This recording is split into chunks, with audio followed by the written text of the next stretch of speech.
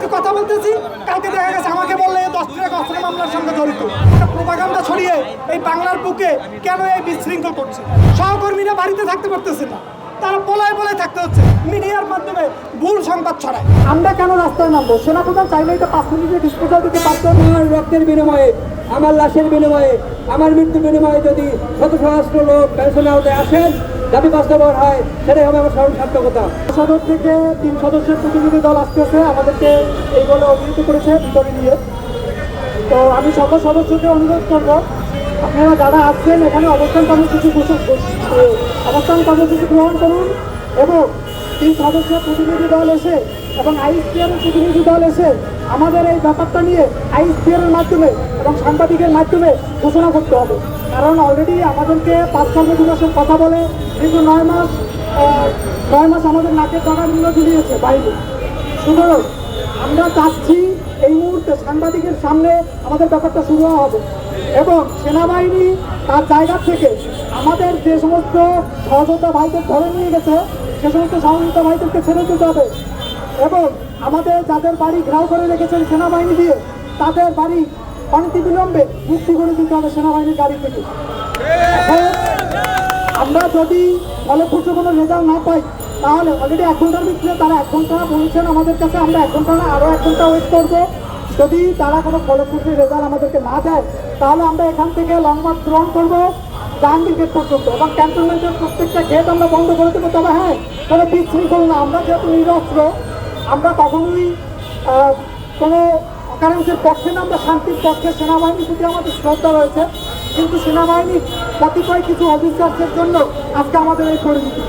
দেখুন না, এই মুহূর্তে আমার খুব খারাপ লাগছে, এই রাস্তায় আমরা নেমেছি, জনগণের দুর্ভোগ হচ্ছে, ব্যাপারটা খুবই দুঃখজনক। কিন্তু সেনাপ্রধান কেন বুঝতে আসে না? যে জায়গায় প্রধান উপদেষ্টা মেনে নিয়েছেন, আমাদেরকে বলছেন পুনর্বহাল করার জন্য, সেই জায়গায় 9 মাস অতিবাহিত হয়ে গেছে, সেনাপ্রধান শুধু বলেই যাচ্ছেন তোমাদেরকে দেবো, এই কাল দেবো, এই পরশু দেবো। ব্যাংকিং এর যে কোনো প্রয়োজনে কল করুন আল আরাফা ইসলামী ব্যাংকের 16434 নম্বরে।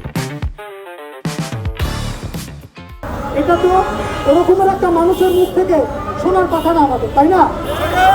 আমার প্রশ্ন হচ্ছে, আমরা কেন রাস্তায় নামবো? সেনাপ্রধান চাইলে এটা 5 মিনিটে ডিসপোজাল দিতে পারতেন, নৌপ্রধান চাইলে এটা 5 মিনিটে ডিসপোজাল দিতে পারতেন, ঘাটিতে নিয়ে আমাদের সঙ্গে কথা বলতে পারতেন। আমরা ঘাটিতে গেলে তারা কোনো মূল্যায়ন করে না, তারা বলে এই দেবো, এই করছি, এই সেই, এই কথা। কিন্তু আমরা আজকে 18 তারিখে প্রোগ্রাম করব, এই ব্যাপারটা বাহিনীকে চিঠি দিয়ে জানাইছি, প্রত্যেকটা মহলে চিঠি দিয়ে জানাইছি। আমরা 6 মাস যাবো তাদেরকে বলে আসছি 15 তারিখের ভিতরে যদি আমাদের দাবি দায় না মানা হয় তাহলে আমরা একটা প্রোগ্রাম করবো জাহাঙ্গীর গেটে। এরা কি করলো? আমরা যাতে জাহাঙ্গীর গেট প্রোগ্রাম না করতে পারি। অলরেডি আমরা সাংবাদিক সম্মেলন করেছি 1 সপ্তাহ পূর্বে, সাংবাদিক সম্মেলন করেও বলেছি। এখন আমরা যাতে জাহাঙ্গীর গেট সমাবেশ না করতে পারি, এই জন্য তারা কি করছে, আমাদের প্রধান যে সমন্বয়ক নাইমুলকে গ্রেপ্তার করে নিয়ে গেছে। শুধু নাইমুলকে না, 7-8 জনকে তুলে নিয়ে গেছে মিথ্যা অভিযোগে। এবং আইএসপিআর এর মতো একটা লোক, মানে আইএসপিআর এর মতো একটা প্রতিষ্ঠান, তিনি কিভাবে একটা ভুল মিথ্যা প্রোপাগান্ডা মিডিয়ার মাধ্যমে ভুল সংবাদ ছড়ায়?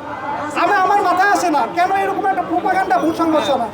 আমি আজকে কথা বলতেছি, কালকে দেখা গেছে আমাকে বললে 10 ট্রাক অস্ত্র মামলার সঙ্গে জড়িত। আচ্ছা, আইএসপিআর একটা মিথ্যা একটা প্রোপাগান্ডা ছড়িয়ে এই বাংলার বুকে কেন এই বিশৃঙ্খল করছে?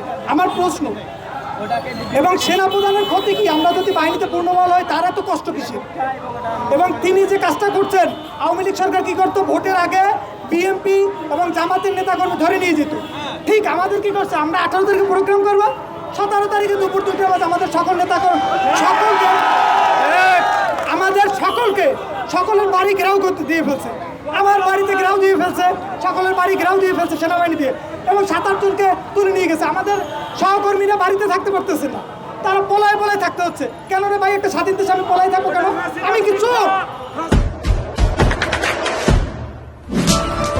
দেশে দেশে সবার সাথে দ্য নিউজ।